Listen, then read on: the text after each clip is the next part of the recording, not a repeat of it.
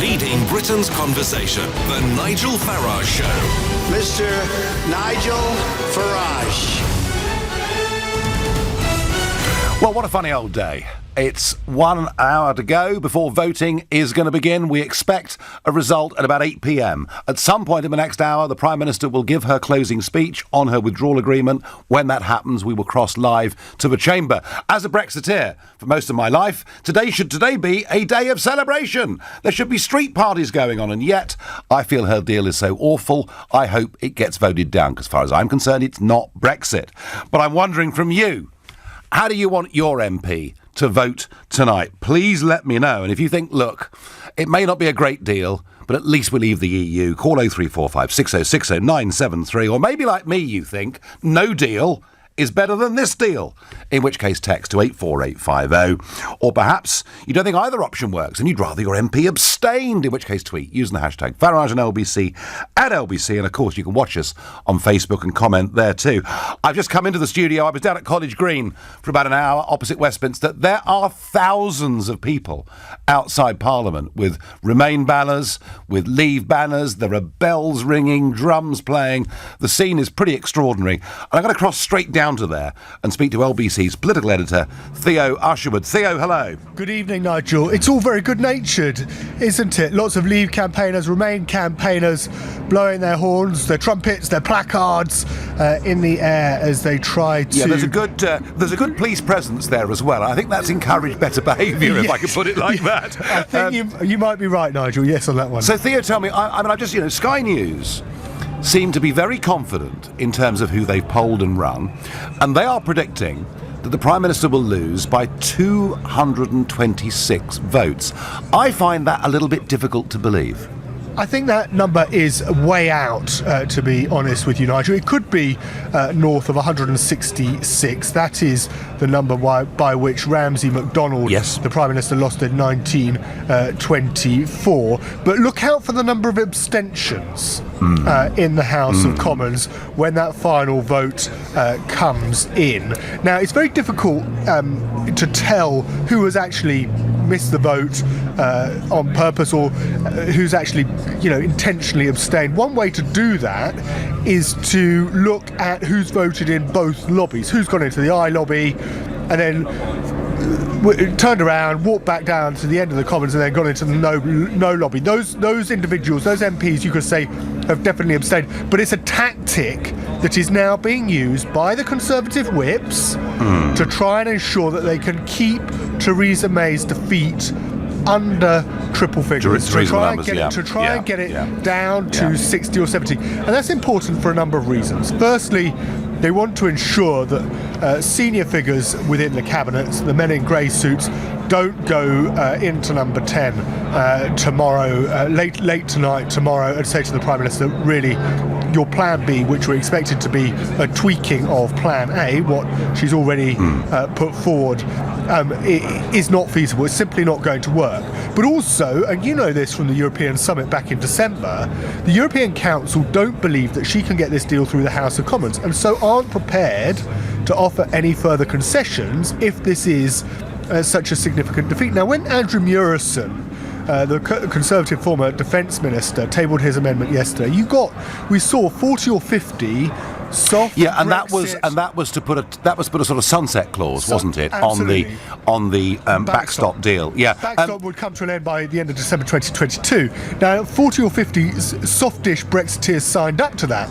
The problem was the Speaker, John Bercow, didn't pick it. Didn't go and select it. He went and selected an amendment by Sir Edward Lee that didn't have nearly as many names. And Theo, whatever she loses by, am I right in thinking, I'm heading off to the European Parliament for the morning because Monsieur Barnier will give the first official response, but is it going to be a day of Theresa May in Brussels tomorrow, trying to get some concessions of some kind? Yes, and she's going to have to move quickly because we're in a briefing with parliamentary officials earlier on this afternoon, and the message that they're sending out is that she has to table a motion with her plan B by Monday, and that can then be amended by the likes of Nick Bowles, by the likes of Nicky Morgan, Conservative Remainers, and we know that they've published their bill today to put the liaison committee of chairmen and chairwomen of all the different select committees. The chair of that committee, incidentally, is Sarah Wollaston, the Conservative MP for Totnes, a big Remainer, in charge of the Brexit process. And what this amendment would do to that motion that would come forward on Monday and would be debated before January the 30th would enable Conservative Remain MPs to put their own legislation ahead of government legislation in Commons time, in effect taking control of Brexit. That would, I have to say, anyone listening to Theo and listening to this now that thinks that tonight is going to be the end of the Great Tension, forget it. It's just the beginning. Theo, thank you. Let's get some callers. The switchboard's going like a Belisha beacon. Let's go to Peterborough and speak to Kevin, a first-time caller. Hi, Kevin. Hey, how are you doing, Nigel? So, imagine you're the MP for Peterborough. How are you going to vote? Well, I don't know if her position's going to be that good anyway, but I know you've got some problems with a local MP, I know. But what do you... Yeah. But say it was you. How would you vote tonight? Well, we pride ourselves on being one of the founding democratic countries of one of the founding democratic countries of the world. If we don't do what we are democratically charged to do, that's represent the people, you're going to have a yellow vest scenario of all scenarios in this country. Because if you keep prodding the bear, it's going to bite you. And that's what's going to happen to the MPs because they don't realise what they're doing. But here's the problem, Kevin, here's the problem. Mrs May says if you vote for her deal, you're honouring the Brexit vote. And yet, as somebody who spent 25 years fighting for that, I don't believe this particular withdrawal bill does that. No, you're exactly right. We're still shackled to the EU through the Northern Ireland backstop. Yeah. That's not going to change. I don't understand this country, Nigel, and I would say that people should Google about a speech that Peter Shaw gave at Oxford University in 1975, how detrimental it was to the very fabric of this country. I used to vote Labour. I wouldn't vote for the pish that Labour is today. We do with that. Yeah, Kevin, I knew the late Peter Shaw, and those old-style left-wing Labourites were very anti-common market. Thank you. Anita is a first-time caller from Oswestry, Shropshire. Who's your MP, Anita?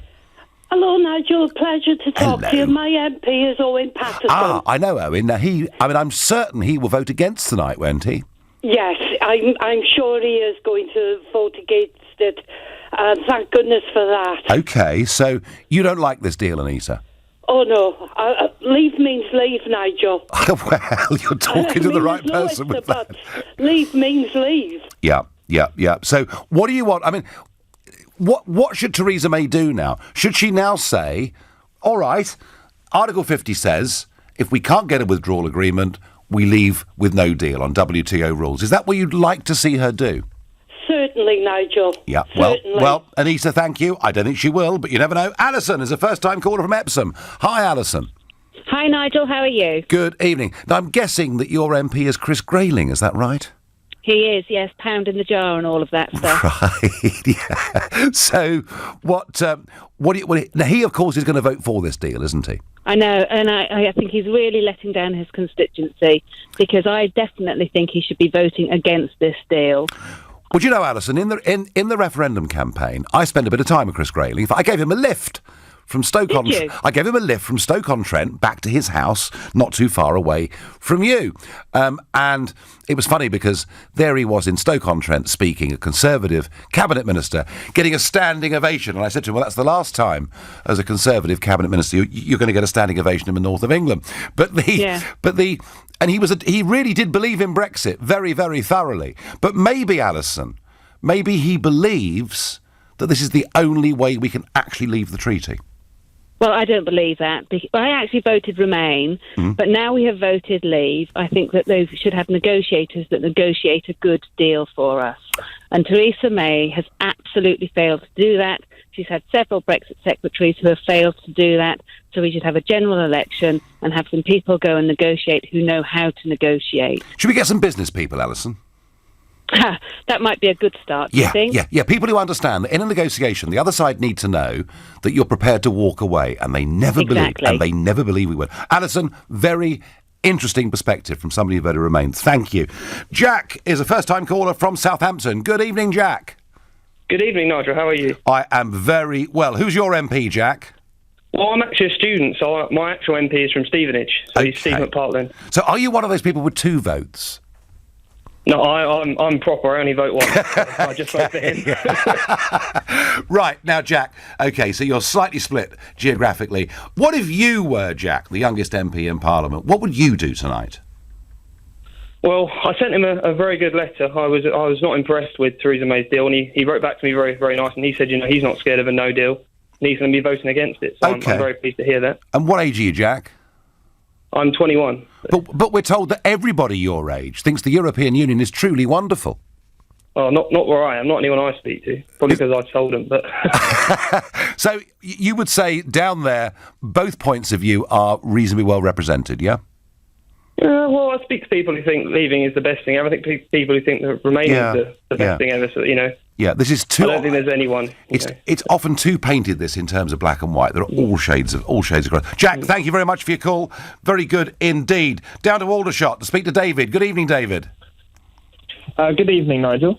So, what do you want your MP to do? I want him to vote against the deal. Yep. But I think the deal will go through Parliament for the same reason that Theresa May won the no confidence vote. I think she's going to try and blackmail as such the MPs and try and get them to push their deal through. I don't think she's really interested in what the constituents of the MPs or how the MPs will vote.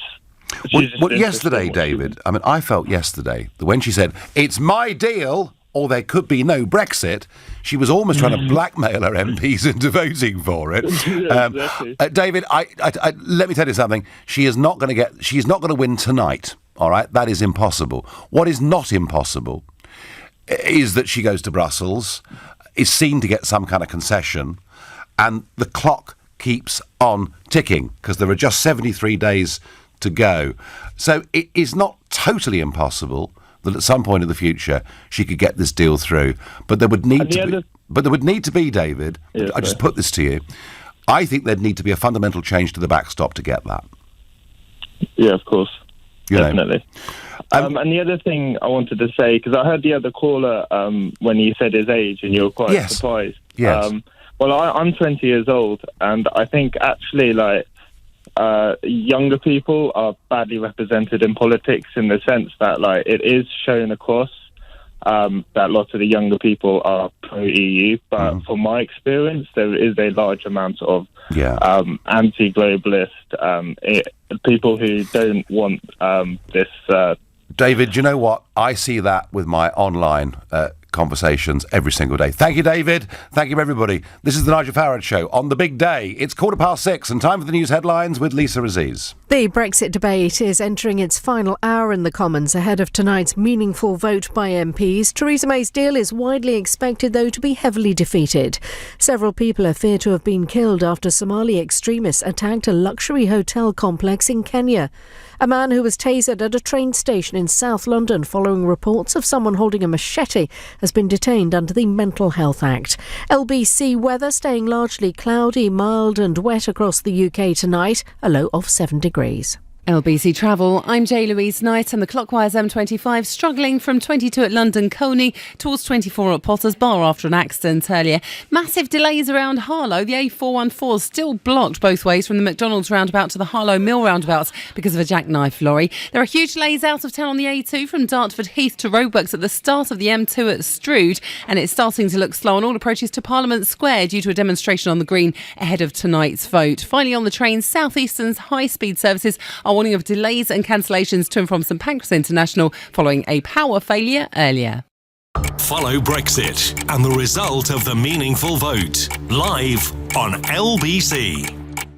The real reason Sleeping Beauty fell asleep was because it was taking so long for the palace to sell, and the handsome prince needed the proceeds to buy their new home with no time to dwell. I know who can help. Property Rescue. I'll contact them straight away. So he spoke to their friendly team who took care of every detail. They bought the palace direct with no legal fees to pay. Fast forward to living happily ever after. Visit propertyrescue.co.uk. Property Rescue. Fast forward to solve. When it comes to business meetings, some things never change. Like getting hit by the inevitable train pain on the day of the presentation. Ooh, that hurt. Right in the signal box. But some things do change. Like being able to get on a different kind of platform that lets you present your documents remotely, so you can seal the deal without delay. On the board, next stop, Promotionville. Powwow now, a new kind of web meeting. Join free today. 2 bananas, 4 slightly frozen goji berries, half a spoon of flax seeds. Fresh starts, eh?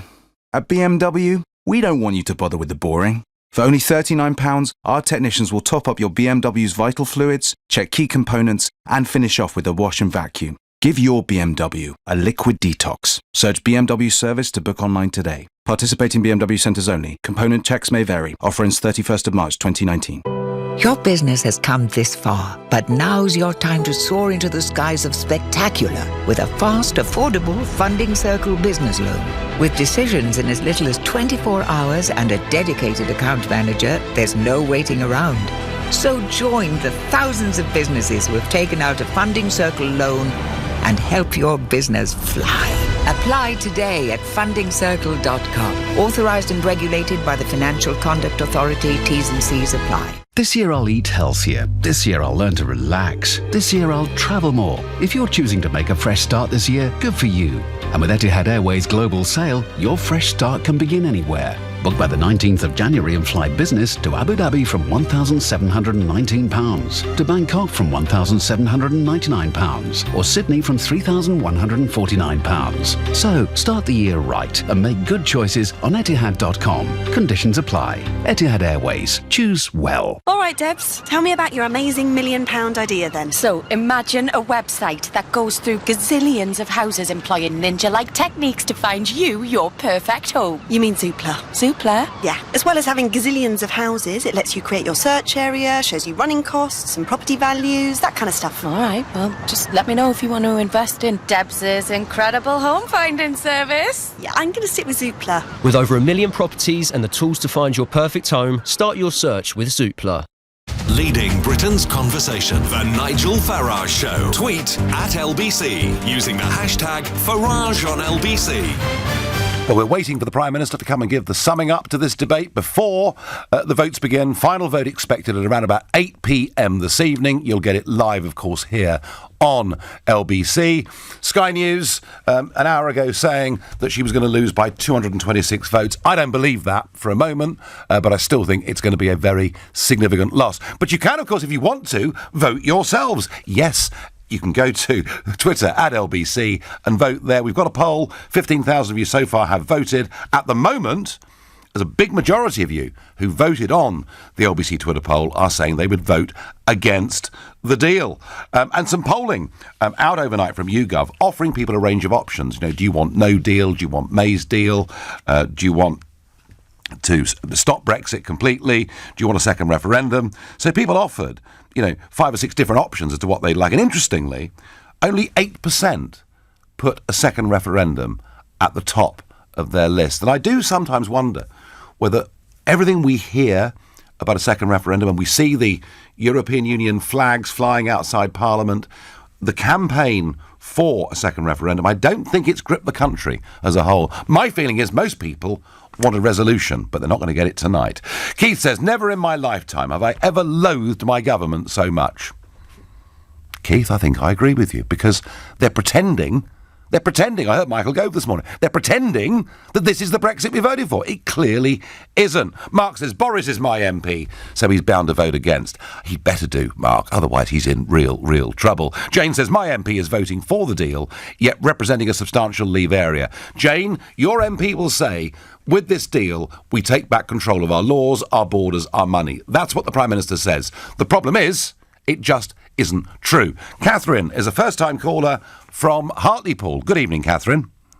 Good evening, Nigel. Now, you, of course, were represented by Peter Mandelson not very long ago as your MP, weren't you?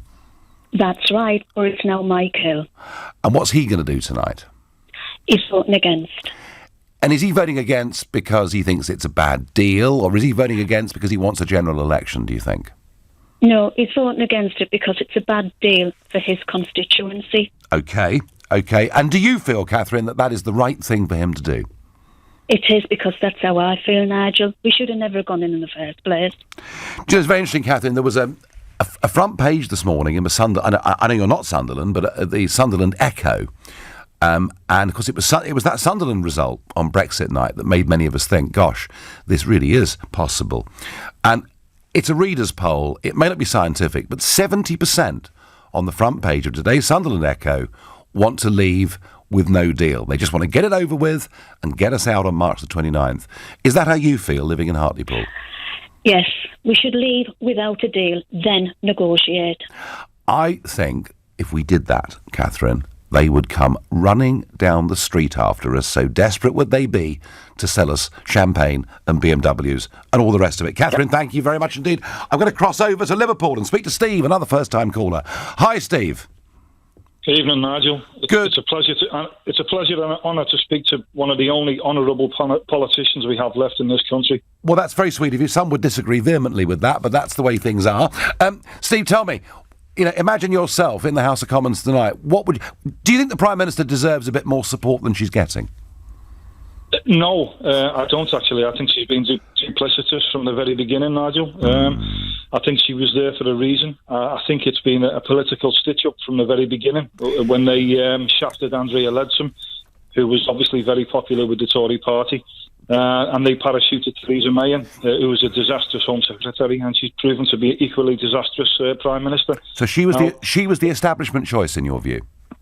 Absolutely, she was. Absolutely. Now, if we look at what's going on in Germany today, Nigel, they're teetering on the brink of recession. Paris is basically in flames. Yes. Italy, Poland, Hungary are forming a bloc against the mandarins of the likes of the five presidents, obviously Juncker being one of them. We're also seeing huge populism rising throughout Europe.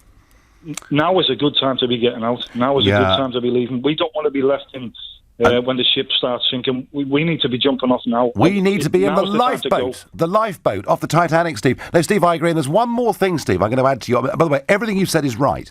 The industrial production figures that were out on Monday, yesterday, showing that in both France and Germany, a quite significant downturn. But, Steve, let me add one more thing to this list. The Italian banking system is in very real trouble, all right? Already we've seen a number of small municipal banks going bust over the course of the last 2 or 3 years, but the big ones are potentially in trouble. Now, if they were to go down, that would spark a big global crisis. But my worry, Steve, is if we're still members of the Union, when this financial collapse happens, we will find ourselves effectively having to bail out much of the European Union. I think there are lots of reasons for us to leave. Steve, do you think that, given the size of her defeat tonight, that Mrs May will change her mind tomorrow and say, right, if it can't be my deal, I'm going for a no-deal Brexit? Is there anything in you that gives you confidence this Prime Minister might do that? I believe that was smoke and mirrors, Nigel. I think that was an attempt to bring in people who were against her. I think that's obviously, people have seen through that facade now. I think she is basically ruled by people within this country. And people call them dark forces, deep state, whatever. That is real, and it's real in the United States as well. And I think she's limited to what she can do because of the people who basically she works for. Her bosses are going to deem and demand what will happen. Well, I don't think she has any say in the matter. Right or wrong, Steve, one person who has been very influential and deserves a mention tonight is Ollie Robbins. Because Ollie Robbins is really the architect of this. It's Mr. Robbins' deal that's going to get smashed. Steve, I thank you very much indeed. Hand on heart, I'm asked, do you think we will leave the EU one way or the other? Whoever sent me that text, my answer is yes, we will, because I believe the genie's out of the bottle and the public want it. I believe the union itself is failing dismally in many ways. However, do I think we're going to get a clean break on March the 29th? No, I don't. And anyone that listens to me knows I've been pretty pessimistic about this for a long, long time. We will get there in the end, but there may be more big battles to fight. I'm going to the East Coast, to Lowestoft, to speak to Deborah, a first-time caller. Welcome, Deborah. Hello, Nigel. So, what is your MP going to do? Our MP, Peter Aldous, is going to vote with Theresa May tonight, and I'm from Lowestoft, Yes. a fishing town, Yes. which has been absolutely destroyed by the EU. And it's very sad to see, and I suspect he has the ear of bigger businesses like the poultry farmers who use lots of EU workers. So I've written to him on a weekly basis, asked him not to, but he's not going to change his mind. I bet he loves you, Deborah. I bet he really does. Yeah, I bet he... Deborah, it's very interesting. Your county of Suffolk is fascinating. Is it? Because, well, it is... it's beautiful. And I was up there the other week. I was in Aldborough the other week, and it's a lovely county. Yes. But how interesting that every single constituency in Suffolk, in the referendum, voted to leave, right? Yeah. And every single MP in Suffolk voted to remain.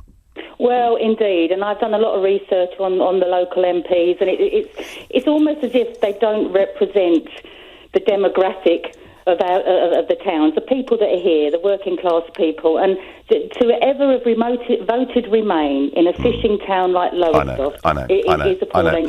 And the sad thing is, he's a nice guy, Mr. Aldous. He's done lots of good things for the town, we think, but this is a shocker. Yeah, and, well, Deborah, I tell you, this is one of the big stories of us not being properly represented. Deborah, I thank you. Well, the Brexit debate is going on. The Prime Minister has not yet risen to her feet, but as soon as she does, we'll cross live. I'm going to quickly go to Rutland and speak to Alan. Alan, good evening. First-time caller, welcome to the show. Good evening, Nigel. So you're represented, of course, by a man who's changed sides, aren't you? Alan Duncan, yes. Changed sides. Said he was a Brexiteer. I wrote to Alan Duncan, but I didn't hear anything back. For me, the whole thing, I followed it quite closely. And the situation as I see it, first of all, for Theresa May to have a Brexit secretary and then sneakily send another team of behind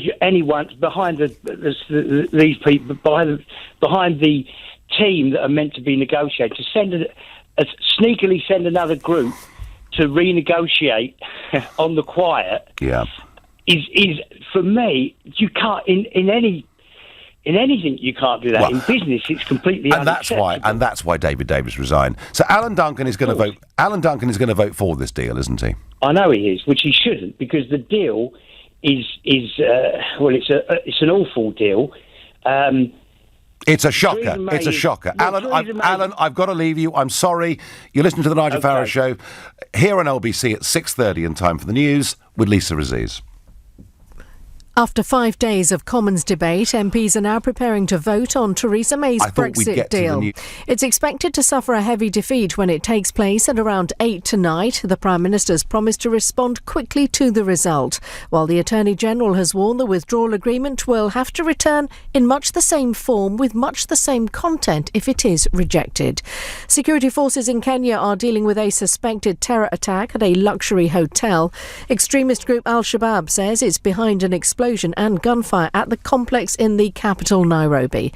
A man who was tasered at a train station in South London following reports of someone holding a machete has been detained under the Mental Health Act. Police were called to Tulse Hill last night. No one was injured. LBC weather staying largely cloudy, mild and damp across the UK tonight, a low of 7 degrees.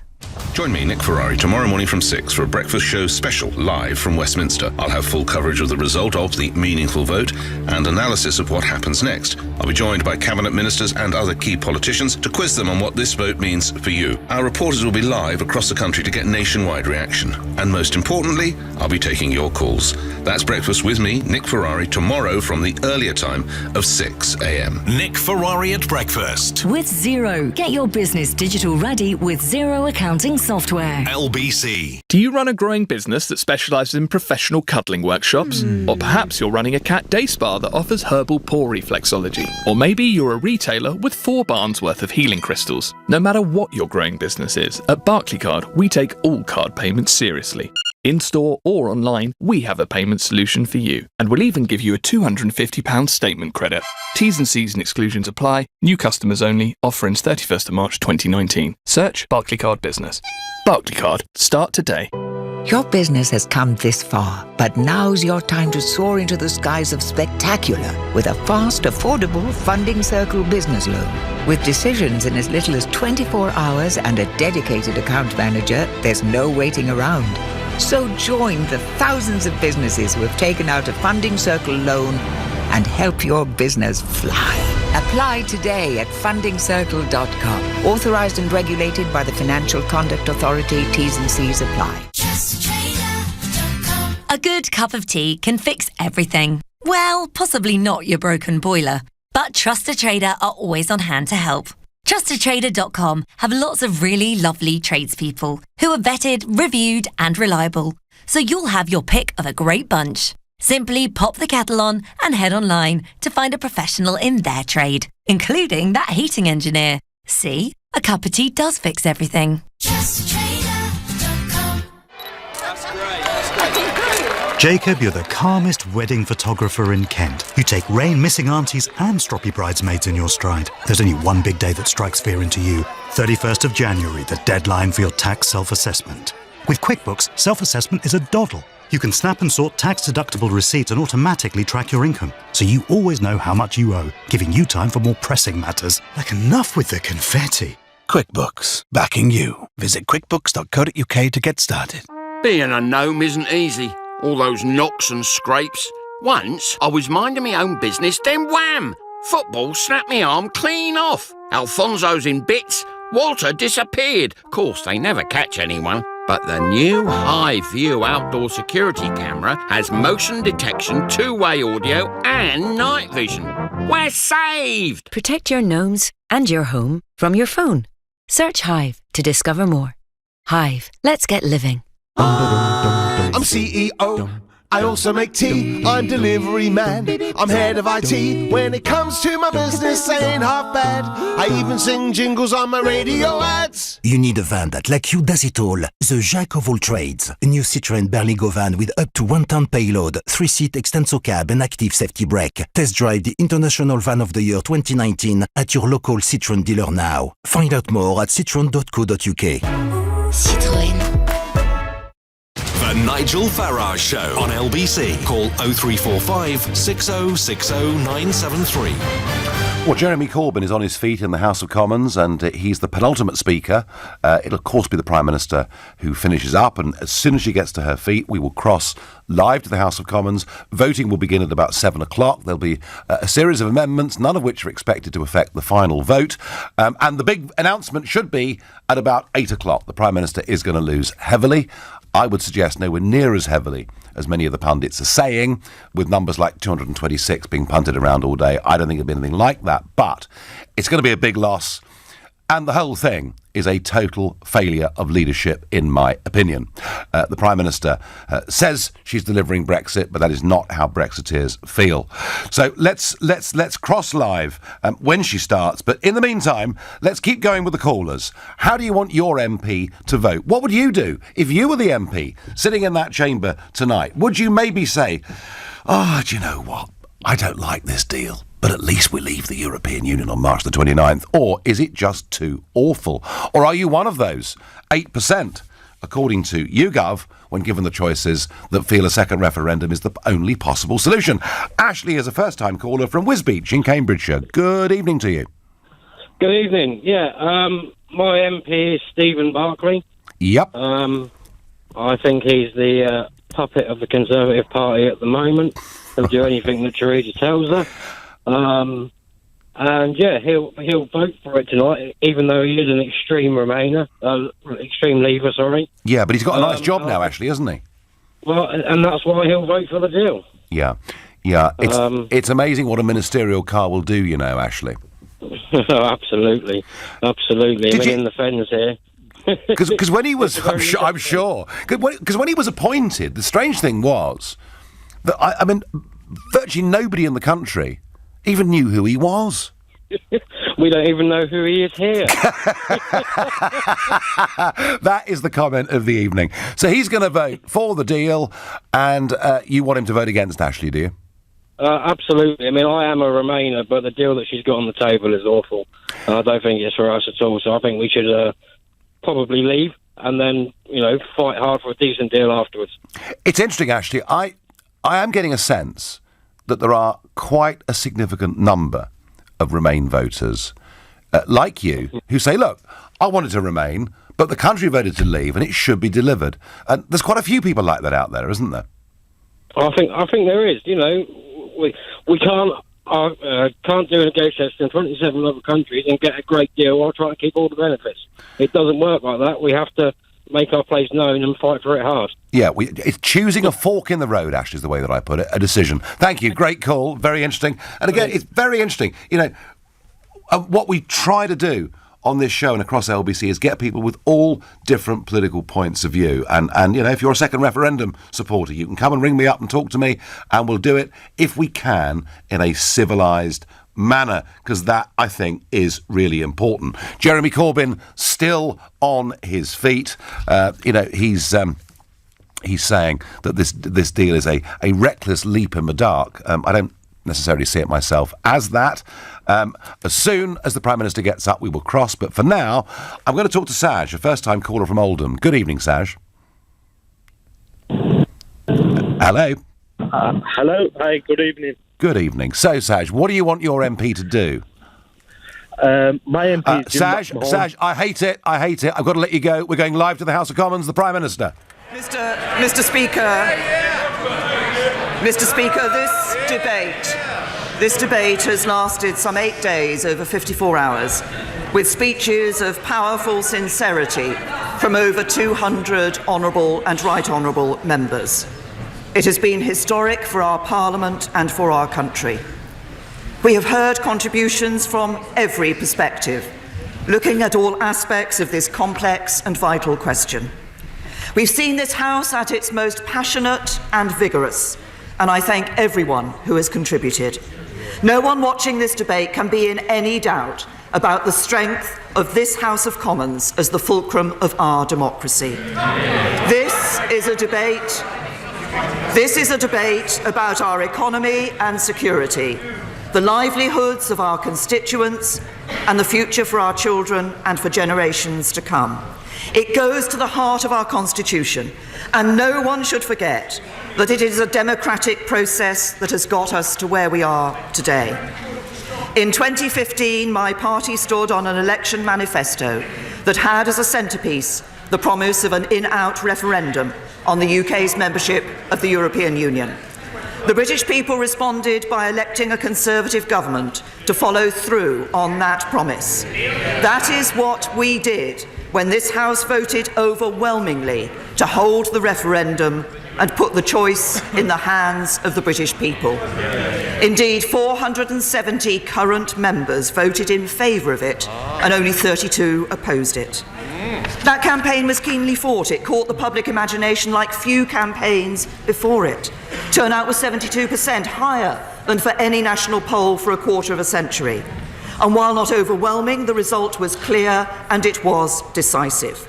Something this House accepted when we voted overwhelmingly to trigger Article 50. 436 current members voted to do so, only 85 opposed. Parliament gave the people a choice. We set the clock ticking on our departure. And tonight, we will determine whether we move forward with a withdrawal agreement that honours the vote and sets us on course for a better future. The responsibility of each and every one of us at this moment is profound, for this is an historic decision that will set the future of our country for generations. So what are the alternatives that present themselves? First, we could decide it's all too difficult and give up, either by revoking Article 50 or passing the back buck to the British people in a second referendum.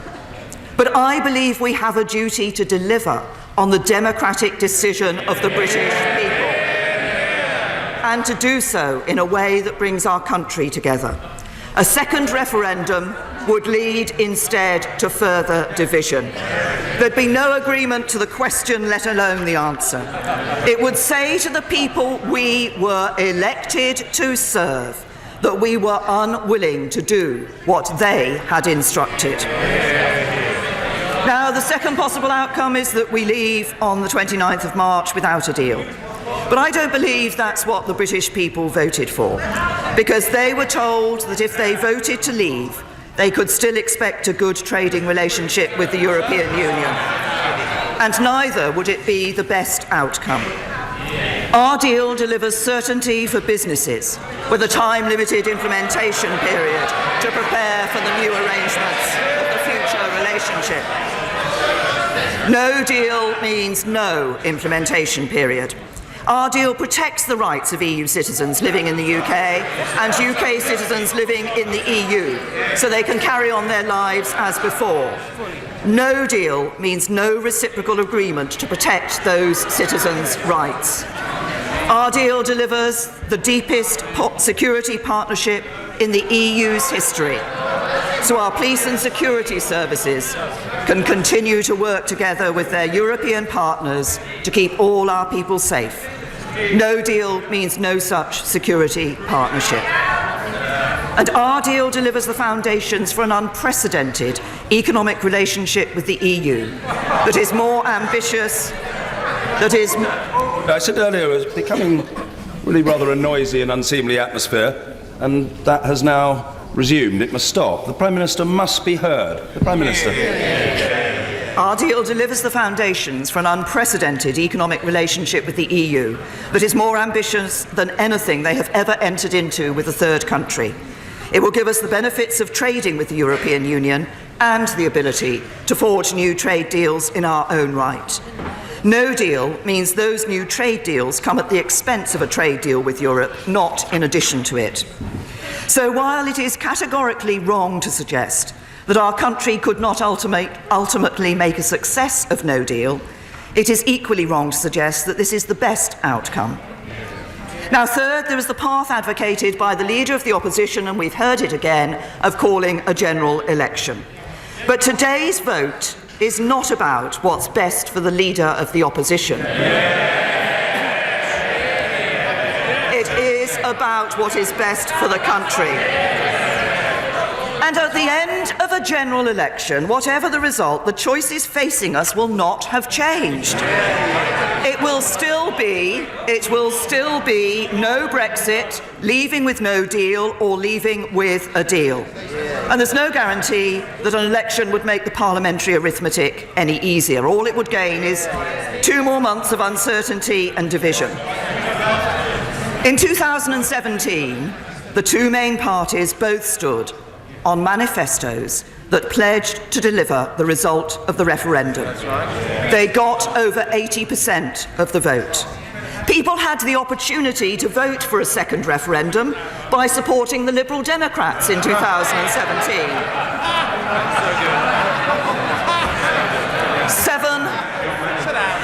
Just 7% of voters did so. It is the job of Parliament to deliver on the promises made at the last election, not to be seeking a new one. Now, some suggest there's a fourth option, to agree that we should leave with a deal on the 29th of March, but to vote this deal down in the hope of going back to Brussels again and negotiating an alternative deal. But no such alternative deal exists. The political declaration sets the framework for the future relationship, and the next phase of negotiations will be our chance to shape that relationship. But we cannot begin those talks unless or until we agree the terms of our withdrawal. And the European Union will not agree to any other deal for that withdrawal. So, having ruled out all of these options, we're left with one: to vote for this deal tonight. One that delivers on the core tenets of Brexit, taking back control of our borders, laws, money, trade and fisheries, but in a way that protects jobs, ensures our security and honours the integrity of our United Kingdom. One that strikes a fair balance between the hopes and desires of all our fellow citizens, those who voted to leave and those who voted to stay in. And if we leave with the deal I'm proposing, I believe we can lay the foundations from which to build a better Britain. And as Prime Minister, I would not stand at this dispatch box and recommend a course of action that I do not believe is in the best interests of our country and our future. And there are differences in this House today, but I believe we can come together as we go forwards. And let me reassure anyone who's in any doubt whatsoever, the government will work harder at taking Parliament with us. And as we move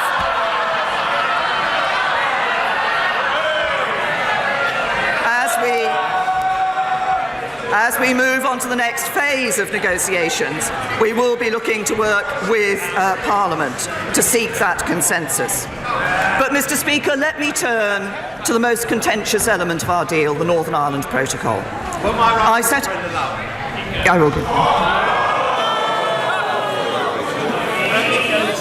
My right honourable friend, the Prime Minister, knows that what concerns many of us is the possibility of the permanent nature of the Northern Ireland backstop.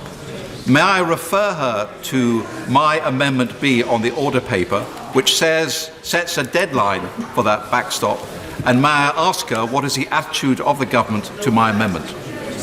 Can I thank my right honourable friend for the question he's asked and for the work that he has been doing to try to find a way through on this particular issue, and I know he's spent a long time consulting with international lawyers on this issue. The government isn't able to accept the amendment that has been selected, that my right honourable friend has put down that has been selected tonight, because we have a different opinion and a different interpretation of the Vienna Convention. But I note that my right honourable friend has put down an alternative proposals in relation to this issue. The government is willing to look at creative solutions and will be happy to carry on working with my right honourable friend in relation to that particular issue. I said I would turn to the Northern Ireland. Order. The House must calm itself. Zen. Restraint, patience. Hear the Prime Minister. I set out the government's position in detail on my statement in my statement yesterday, so I'm not going to go over it again. But the key thing to remember is this isn't a commitment we're making to the European Union. It's a commitment to the people of Northern Ireland and Ireland that they will be able to carry on living their lives as they do today. It's about saying that whatever happens when we leave the EU, we will honour the Belfast Agreement. Its success has been built on allowing people from both communities in Northern Ireland to feel that their identities are respected under the principle of consent. For many people in Northern Ireland, that means having a seamless land border between the UK and Ireland, which is also essential for their economy. For others, that means fully respecting the fact that Northern Ireland is an intrinsic part of the United Kingdom. No one wants to see the return of a hard border. And as a proud unionist, I share the concerns of members who are determined that we do not undermine the strength of our United Kingdom. But you're listening to the Nigel Farage Show on LBC. We're taking Theresa May's speech live ahead of the vote. Arrangements that deliver those ends. And it's not just as simple as some would like it to be. So, as Prime Minister for the whole UK, it's my duty to provide a solution that works for the people of Northern Ireland. The answer lies in agreeing our future economic relationship, but we need an insurance policy to guarantee there will be no hard border if that future relationship is not in place by the end of the implementation period. I'll give way to the Leader of the Democratic Unionist Party. Very, very grateful to the Prime Minister for giving way.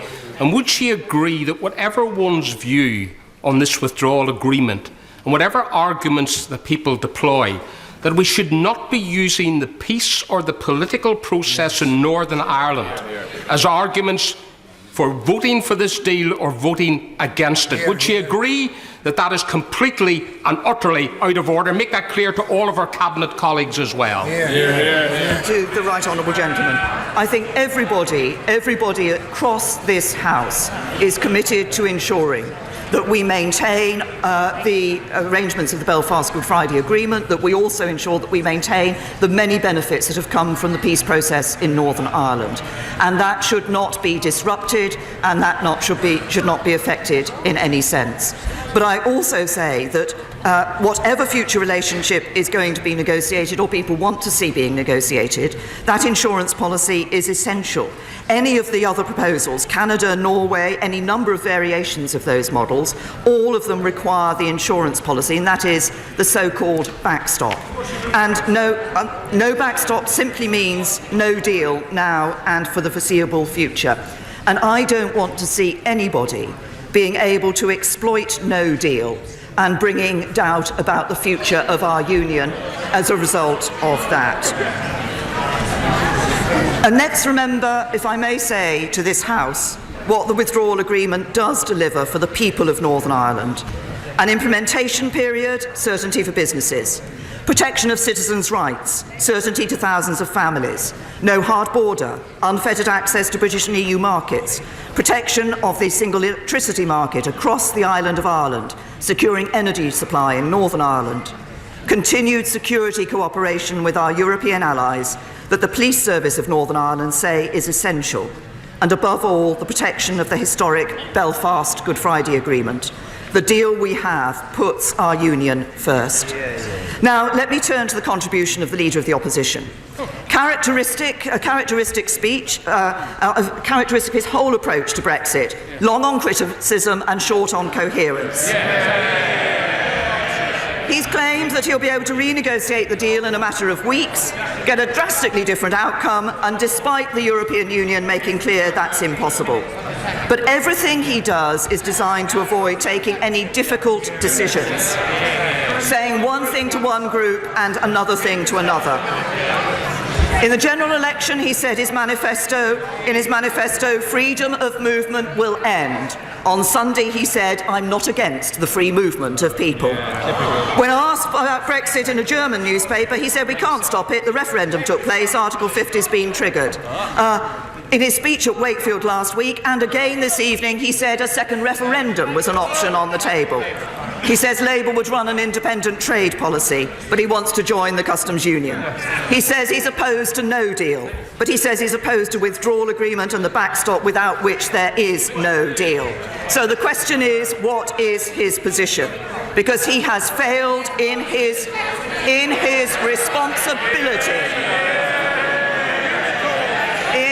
responsibility to provide a credible alternative to the government of the day by pursuing from the start a cynical course designed to serve his own political interest and not the national interest.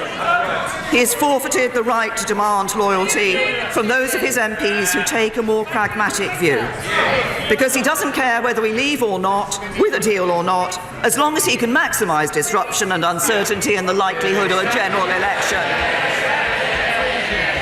And I hope that members opposite, who faithfully pledged to their constituents that they would respect the result of the referendum, that they think carefully before voting against a deal which delivers Brexit. Right. And I hope that those who fear leaving without a deal, whose constituents rely on manufacturing jobs, think very carefully about rejecting a deal that is the only guaranteed way to take no deal off the table.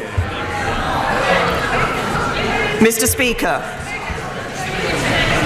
Speaker, this is the most significant vote that any of us will ever be part of in our political careers. After all the debate, all the disagreement, all the division, the time has now come for all of us in this House to make a decision.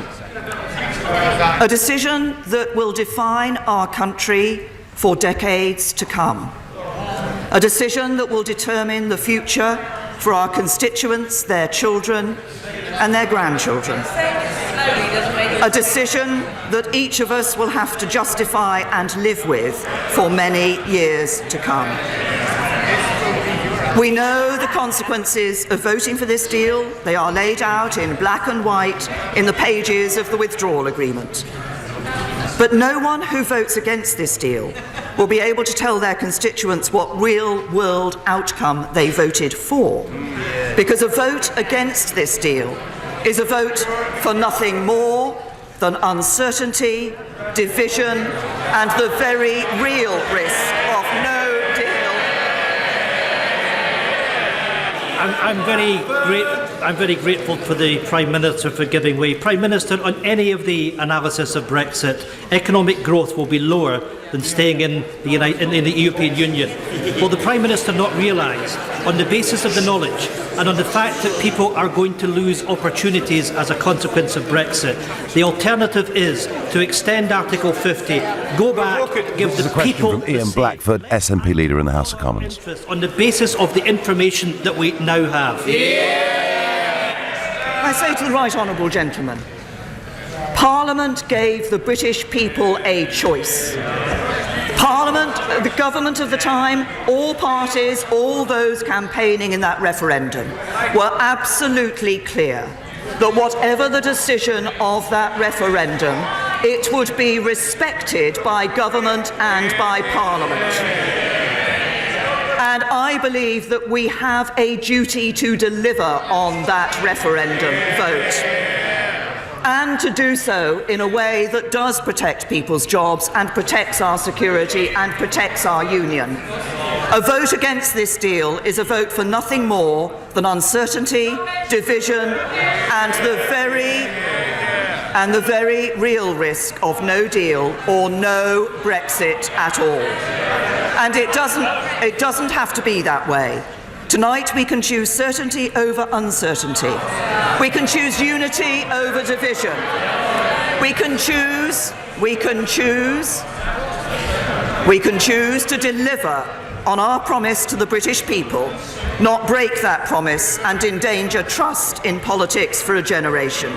Because as members of Parliament, we have a duty to serve not our own self-interest nor that of our parties, but the people we were elected to represent.